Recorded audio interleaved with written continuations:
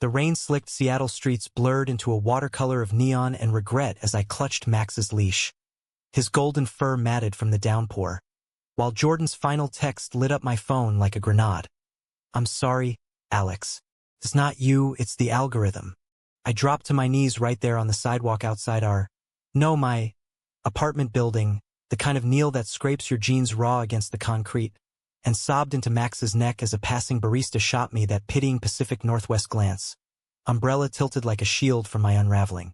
And then, not 2 hours later, as I scrolled through the wreckage of our shared Spotify playlist, another ping.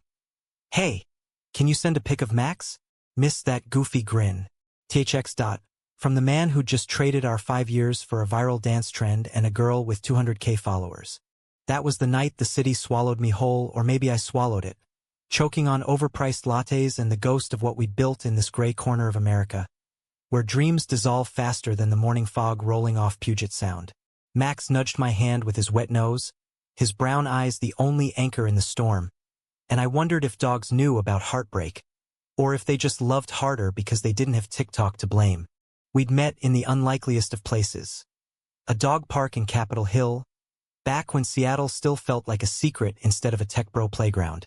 I was 28, fresh off a freelance gig designing album covers for indie bands that never quite broke through, nursing a black coffee and pretending my rescue mutt, a scruffy terrier mix named Scout, wasn't the only loyal thing in my life.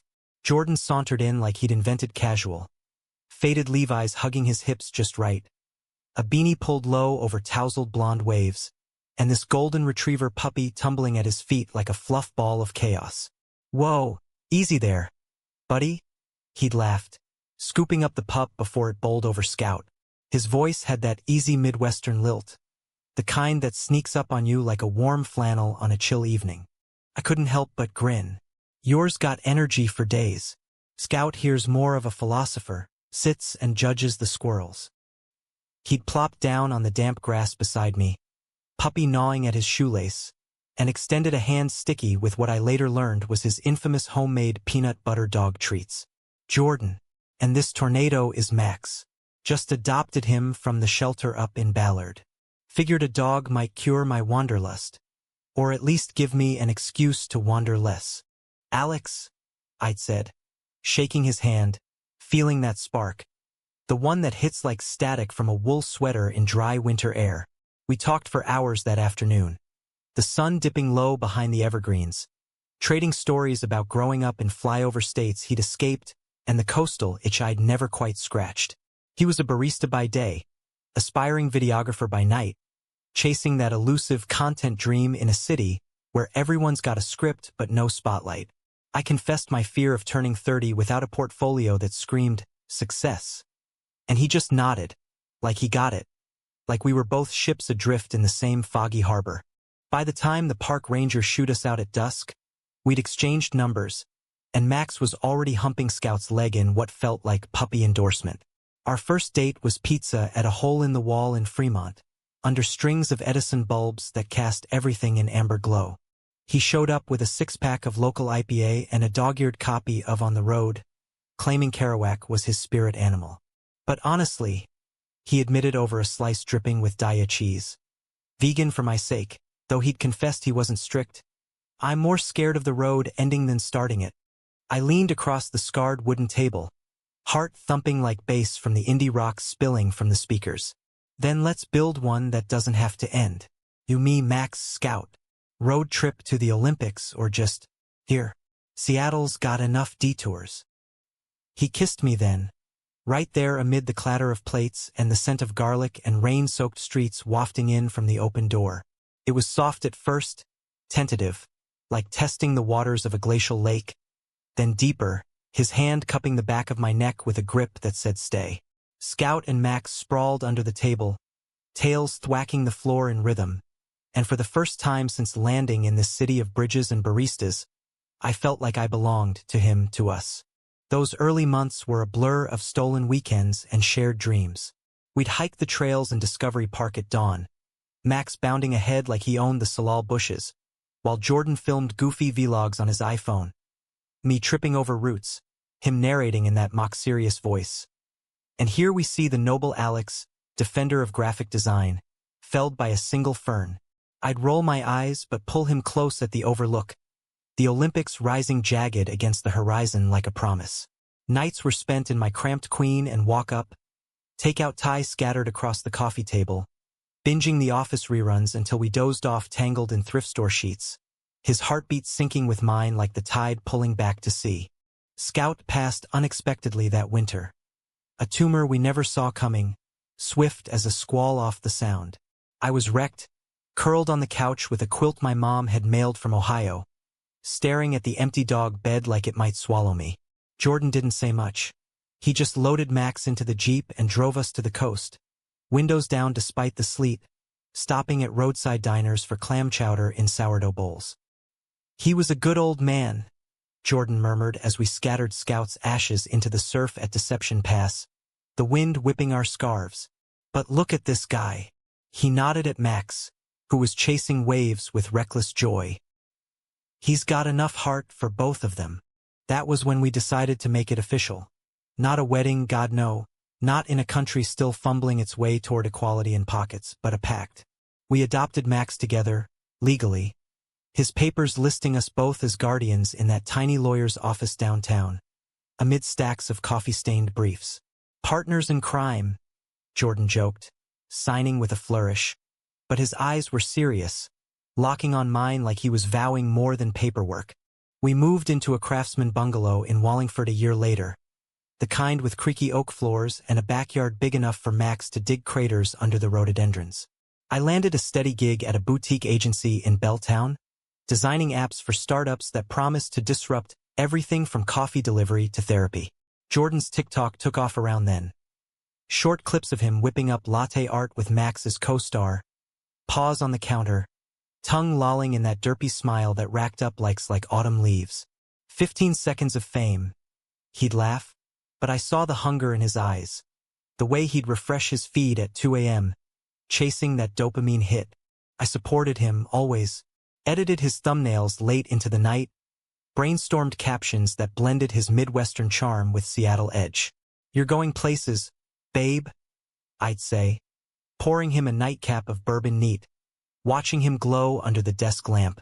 Our love felt solid then, rooted like the madronas twisting up from the bluff, branches intertwined against the storms. But fame's a fickle tide, and TikTok's currents pull hard. Sponsors trickled in, dog treat brands, then coffee collabs, and Jordan's feed shifted. Less Max, more him. Shirtless jogs along the Burke-Gilman Trail at sunrise, that easy grin flashing for the camera. Hashtags like Fitness Journey and Seattle Single Life creeping in before I could blink, just broadening the audience. He'd assure me over dinner at our favorite Ethiopian spot in the U District, injera steaming between us. But the late nights stretched, his phone buzzing with DMs from collaborators, and I'd wake to find him in the kitchen, scrolling, oblivious to Max whining at the door. The first crack came at a house party in Fremont, thrown by one of his content creator friends, a sprawling Victorian crammed with ring lights and craft IPAs. I nursed a seltzer in the corner, sketching doodles on a napkin while Jordan held court in the living room, regaling a circle of wide-eyed 20-somethings with tales of his viral pivot. That's when I saw her, Lila or whatever her handle was, at Lila Vibes Live. A whirlwind of neon hair and crop tops, all 5 feet 2 inches of her commanding the room like she'd invented charisma. She was blowing up for dance challenges, her routines synced to hyperpop tracks that made my ears ring. Jordan laughed at something she said, his hand lingering a beat too long on her arm, and I felt it then, the gut punch like swallowing a stone. Max was home with the sitter, but I wished he were there, his solid warmth against my leg. I slipped out early, claiming a headache, and walked the 3 miles back through the drizzle, streetlights haloing puddles like fallen stars. He came home at midnight, smelling of patchouli and regret, sliding into bed behind me. "You okay, Al?" His breath was hot against my neck, but I stiffened, the space between us widening like a fault line. "Just tired," I muttered, staring at the ceiling fan's lazy spin. "Parties aren't my scene anymore." He pulled me close, murmuring apologies into my hair, and we made love slow and desperate, the kind that stitches wounds before they scar. But in the morning, over oatmeal with Max begging at our feet, he was already back on his phone, liking her latest post. A clip of them duetting one of his videos, her hips swaying in pixel-perfect sync. I tried to ignore it, chalked it up to the grind. We had our rituals. Sunday farmers market runs in Ballard, loading up on heirloom tomatoes and salmon jerky for Max. Bonfires on Alki Beach at dusk, toasting marshmallows while ferries cut ghost trails across the water. This is us, I'd say, lacing my fingers through his as the sky bruised purple. The real stuff, not the likes. He'd squeeze back, eyes crinkling. Damn right, you're my anchor, Alex.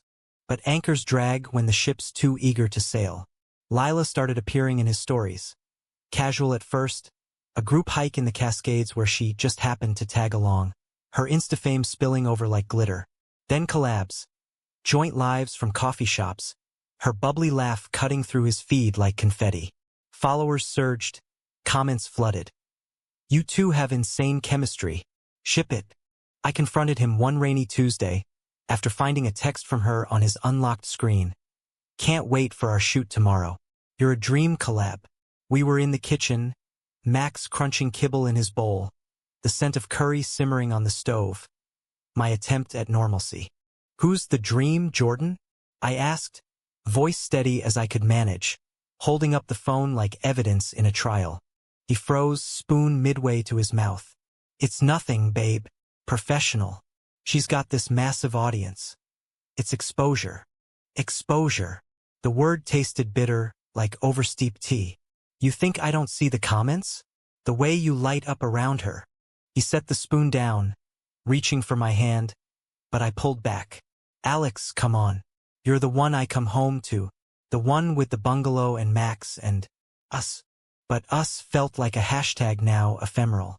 That night, he slept on the couch, Max curling between us like a furry mediator. The next week blurred into tense silences, broken by his reassurances and my doubts, until the algorithm delivered its coup de grace. I came home early from a client meeting in Pioneer Square, arms full of groceries for a reconciliation dinner, fresh halibut from Pike Place, a bottle of Willamette Valley Pinot. The house smelled wrong. Vanilla candles, not our usual cedar. And there, in the living room bathed in the soft glow of ring lights, was Jordan, shirtless, laughing, his hands on Lila's waist as they ran through a dance routine, Max watching from the sidelines with tilted head confusion. Time fractured. I dropped the bags, wine bottle shattering like my resolve, red pooling across the hardwood. What the actual fuck? They sprang apart, Lila's cheeks flushing under her highlighter glow. Oh shit, Alex? Hi. We're just... Get out. I said, voice low venomous. To her. To him. To the whole glittering farce. Lila grabbed her bag, mumbling apologies, and fled into the rain. Jordan turned to me, eyes wide, hands raised like I was the intruder. Babe, wait. It's not what it looks. Not what it looks like? I laughed, a hollow bark that echoed off the walls. Max whined, pawing at my calf. You've been building this double life for months. The texts, the shoots, the chemistry. And now, in our home. He deflated, sinking onto the arm of the couch. I don't know, Alex. It started innocent. But she's electric, you know? The energy, the rush. Our life's good, but it's steady. And this. He gestured vaguely at his phone on the charger, buzzing with notifications. This makes me feel alive. Alive. I spat the word, tears hot on my cheeks. What am I, then? The steady bore holding you back? 5 years, Jordan. Max. This house. Me. He looked away, jaw tight. I love you. But maybe we need space. To figure shit out. Space. The word hung like fog, thick and suffocating. By morning, he'd packed a duffel. Essentials, he called them, and kissed my forehead, promising, this isn't goodbye, just a pause. The door clicked shut behind him, and Max howled, a mournful keen that ripped through me. I sank to the floor, burying my face in his fur, the shards of that night glinting in the hallway light. The days that followed were a Seattle winter in slow motion. Endless gray skies leaching color from everything. My world reduced to the hum of the fridge and Max's rhythmic snores from the foot of the bed. I called in sick to work, then didn't call at all, holing up with takeout pho and true crime podcasts that paled against the drama of my own unraveling. Friends. Our friends, really? Texted check-ins laced with awkward sympathy. Heard about Jay. You okay? Beers soon? I ghosted them, too raw to face the pity parties. Jordan's absence echoed in the empties. His half of the closet gaping like a missing tooth. His favorite mug chipped on the drying rack, the faint outline of his laugh lines in the throw pillows. But the real gut twist came via his feed, unavoidable as rain on an unplugged day. He and Lila went official 3 days post-walkout. A carousel of beach selfies at Golden Gardens, her head on his shoulder, caption. Chasing sunsets and good vibes with my person. New chapter PNW love. The comments were a deluge. Hearts, fire emojis. You deserve this glow up. I blocked him, then unblocked, masochistic scroll through the wreckage. There he was, thriving in 1080p. Couple challenges with Lila, her neon tips streaking across his stories like shooting stars I couldn't catch. Max's cameos dwindled, first a throwback clip, then nothing. Our dog, our boy, reduced to collateral in his rebrand. The first plea for a photo arrived on day 7, innocuous as a weather update. Hey, hope you're good. Max okay? Send a pic if you can. Miss the dude. I stared at it in the dim glow of my phone, propped against a cold beer on the nightstand. Miss the dude. Not us, not you. Just the dog we'd bottle-fed through teething nights, trained with tennis balls in Discovery Park. Whispered secrets to during those pre-dawn insomnias when the world felt too big. My thumb hovered, rage and ache warring in my chest. Part of me wanted to fire back, he's fine, thriving without your viral bullshit. But another part, the soft underbelly that still loved him, God help me. Snapped a shot. Max sprawled on the rug, tongue lolled in that perpetual grin, sunlight slanting through the blinds like a benediction. Sent. His reply was instant. Ah, look at that face. THX-L. Means a lot. No follow-up, no olive branch. Just that, and back to radio silence. It became a ritual, insidious as ivy creeping up the bungalow's siding. Every few days, a ping, Max update, or how's my boy holding up? Accompanied by a selfie of him in some trendy spot. Lila's loft in South Lake Union, I guessed all exposed brick and succulents, with that same easy smile but hollower now like he'd overexposed the shot. I'd comply, each photo a tiny surrender. Max mid-fetch in the backyard, ears flapping. Napping with his squirrel toy. Nose deep in a Kong stuffed with frozen yogurt. He's got your energy, I'd caption once. Unable to resist the barb. Chasing shadows. The algorithm, that cruel puppeteer, kept serving him up. A story of them at a food truck pod in Georgetown. Her laughing as he fed her a taco. The intimacy I'd once claimed. I hated how it stung, how I'd refresh just to confirm the wound. Work dragged me back eventually, deadlines don't grieve, and I threw myself into redesigns for a queer-owned bookstore chain. Pixels my therapy. Late nights at the agency. MacBook humming under the fairy lights visible from the window. I'd text my sister in Cleveland. He texts about the dog. Not me. What the hell? He's processing, she'd reply, ever the optimist. Dogs are easier than hearts. Give it time. Time. The great American panacea. Peddled in self-help aisles at Elliott Bay Book Company. But time in Seattle stretched elastic, pulling me through coffee-fueled mornings where I'd walk Max along the locks, watching salmon leap their futile battles upstream. He sensed my fracture, sticking closer, his head heavy on my thigh during movie nights alone. Brokeback Mountain on repeat, because why not twist the knife? Ennis's quiet devastation mirrored my own. Love lost to the world's unyielding current, leaving echoes in the wind. One evening, as April's tentative blooms pushed through the mulch, I caved and met up with Theo, a designer from the agency, tall, with a sailor's build and laugh lines earned from years captaining kayaks on Lake Union.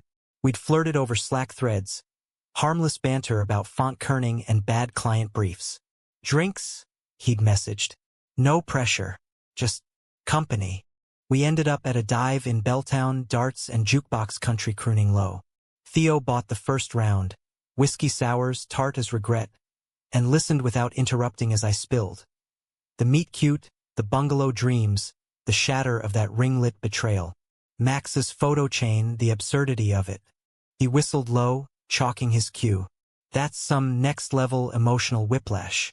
The dog's the real MVP here, holding the line when the human can't. I chuckled, the first real one in weeks, clinking glasses. Yeah, Max is non-negotiable. Jordan knows it. Theo's eyes were kind, sea green under the neon buzz, and when he brushed my hand later, tucking a fallen curl behind my ear, it didn't spark. It soothed, like balm on sunburn. We walked out into the mist, shoulders bumping, and I let him kiss me goodnight on the stoop, soft and searching. No rush, no claim. Just possibility, fragile as the crocuses nodding in the planters. Jordan's next text arrived at 3 a.m. that night. Saw your IG story? Max in the tulips? Adorable. Lila and I. It's complicated. Can we talk? I didn't reply. Phone face down on the charger. Heart hammering like a freight train through the Cascades. Complicated. The word mocked me as I drifted off. Max's snores a lullaby. The talk came anyway, unbidden, 2 weeks later at a neutral ground. The dog park where it all began. I'd been avoiding it, but Max deserved romps, not my baggage. Jordan showed up unannounced, leaning against the chain-link fence in Ray-Bans and a hoodie that smelled faintly of her perfume. Floral, invasive. Max spotted him first, barreling over with yips of pure joy, tail a blur. Hey, buddy? Jordan cooed, dropping to kneel, burying his face in the golden ruff. I hung back, leash taut in my fist, watching the reunion like a voyeur to my own pain. He looked up, shades pushed to his forehead, blue eyes shadowed. Thanks for the pics, Al. Kept me sane. Sane.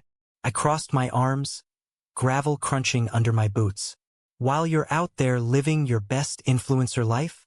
He winced, scratching Max's ears. It's not. Look, Lila's great. Fun. But it's surface. You and me were depth. Roots. Roots you yanked up for a quick viral hit. The words lashed out, sharper than intended. A mom with a labradoodle glanced over, steering her kid away. Jordan stood, hands in pockets, posture defeated. I fucked up, chased the high, thought it was what I needed. But seeing Max, seeing you through those photos, it hit me. I miss us, the real us. My throat tightened, a sob lodged like a fishbone. You don't get to miss us because the new toy's battery died. You chose her, the likes, the dance. What makes you think a few dog pics buy you back in? He stepped closer, voice cracking. Because they're not just pics. They're reminders of the life we built, the one worth fighting for. Max tugged toward the open field, oblivious, and I unclipped the leash, letting him dash free. Fight? You packed a bag and bailed. Left me to sweep up the glass. Literal and otherwise. I know. His hand grazed my arm, electric as memory. Let me make it right. Coffee? A walk? Start small. I pulled away, but not before the pull, the gravity of 5 years, unspooling like yarn. Small. Yeah. Maybe. We walked then, side by side, Max herding us like errant sheep. Talk flowed halting. His burnout from the content grind, Lila's intensity masking her own insecurities, the hollow echo of applause without substance. I admitted the Theo kiss, the tentative thaw in my chest, and he nodded, no jealousy, just quiet ache. Deserve that, he said softly, as we looped back to the gate. Someone steady, not my mess. You're not a mess, Jordan, just lost. The admission hung, vulnerable as the first crocus. He hugged me goodbye, brief, brotherly, and whispered into my shoulder, "Send more pics? For real?" I nodded against him, the dam cracking. Always for Max. But as I drove home, windows fogged from the heat, doubt coiled like fog in my gut. Was this redemption, or just another duet waiting to trend? Theo texted that night. Kayak tomorrow? Weather's clearing. I replied yes, heart lighter, but Jordan's shadow lingered, a bookmark in the story I wasn't done writing. The spring equinox brought sun, rare, golden, slanting through the bungalow's gingerbread trim like a spotlight on my indecision. Theo and I paddled Lake Union at dawn, the city skyline a jagged silhouette against the blush sky, water lapping our hulls in rhythmic hush. He was easy company. Stories of rogue waves off the San Juans, a playlist of Bon Iver and Fleet Foxes that felt like home. Over post-paddle breakfast at a greasy spoon in Eastlake, hash browns crisp, eggs runny. We talked futures, not pasts. You ever think about leaving Seattle? He asked, syrup dripping from his fork. Sometimes. I traced the Formica cracks. But this place, it's woven into me. The rain, the ferries, the way light hits the market at noon. Hard to untangle. He smiled, that sailor's squint. Good. Means you're rooted. Wherever you plant next. Rooted. The word echoed Jordan's from the park, but Theo's carried no baggage, just invitation. We kissed in the parking lot, salt-tanged and unhurried, his hands warm on my waist. Progress, I told myself, snapping a leash on Max later as we strolled Green Lake, joggers and families orbiting like planets in lazy ellipses. Yet Jordan's texts persisted, a digital tether. Max's birthday next month? Cake ideas? Or saw a squirrel toy that'd kill for him? I'd respond in kind, photos attached. Max in a party hat from last year. Our first gotcha day, Jordan's arm slung around me in the frame. Nostalgia's a sneaky thief, stealing resolve one pixel at a time. Lila dumped him publicly, of course, because in the age of overshare, breakups go viral too. I learned via mutuals. A tear-streaked story at 2 a.m., her voiceover cracking over a montage of their highs and lows. Sometimes the vibe shifts. Grateful for the journey. Healing era. Jordan's feed went dark for days, then resurfaced with solo clips. Brooding walks along the waterfront. Max conspicuously absent. Captions like finding my way back to center. Gratitude. The plea that broke me arrived on a Thursday. Rain pattering the roof like impatient fingers. Can I see him? Just for an hour. Please, El. I'm unraveling. Caved. Met him at the off-leash beach in Golden Gardens, where the sound meets the strait in a froth of whitecaps. Max exploded from the Jeep, sand flying, straight into Jordan's arms. They wrestled in the surf, puppy joy undimmed by human folly, while I lingered on the driftwood log, thermos of coffee steaming in the chill. He joined me after, damp and windswept, Max flopping between us like a bridge. Thanks, he said, voice rough. Him. It's the only thing that feels real right now. I nodded, passing the thermos. Lila? Over. She wanted the spotlight solo. I was just scenery. He laughed, bitter as black brew. Turns out fame's a lousy lover. Flees at the first shadow. We sat in silence then, waves crashing a counterpoint to the gull's cries. Memories surfaced unbidden. Our first beach bonfire here, Esmores charred to perfection, his head in my lap as stars pricked the velvet sky. What now? I asked finally, petting Max's salty ears. Dunno. He turned, eyes searching mine, vulnerable, stripped of the filter. But I know what I miss. The mornings with you two. The quiet. The love that didn't need a million views to matter. My heart clenched, a fist around fragile hope. I miss it too. But trust, Jordan. That's earned, not begged for with dog pics. He nodded, slow. Fair. Can I? Try? No rush. Just coffee. As friends, if that's all. Friends. The word tasted like compromise, but in the salt air, it breathed possibility. Coffee, I agreed. Black, 2 sugars. Don't be late. He grinned, that old flash, and for a moment, the beach blurred. Us, timeless. The tide pulling secrets from the sand. Theo noticed the shift when we met for trivia at a pub in Finney Ridge. His questions gentle, my answers evasive. X stuff? He ventured over pints. The team next to us hollering over a wrong answer on 90s sitcoms. Yeah. I sighed, twisting a coaster. He's trying, and I'm stupidly open to it. Theo leaned back, no judgment in his crinkle. Not stupid. Human. Just don't forget what you deserve, Alex. Someone who sees you, not the story. His words lingered as I drove home, Max's head out the window, tongue whipping in the breeze. Deserve. What did I deserve? The steady harbor of Theo, or the stormy sea of Jordan's redemption arc? The climax crashed on Max's birthday, a week later. A small affair I'd planned solo. Pupcake from the bakery in Fremont. A new chew toy shaped like a fairy. Jordan showed uninvited, bearing a wrapped gift and that hopeful grin, just as Theo pulled up for our planned hike. Awkward didn't cover it. Theo, ever gracious, shook hands with a herd a lot. Mostly good.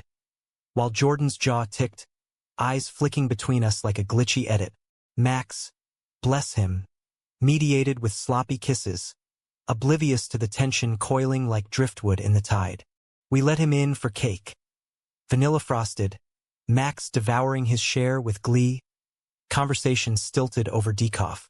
Theo bowed out early, citing a work thing. His goodbye kiss on my cheek a quiet claim.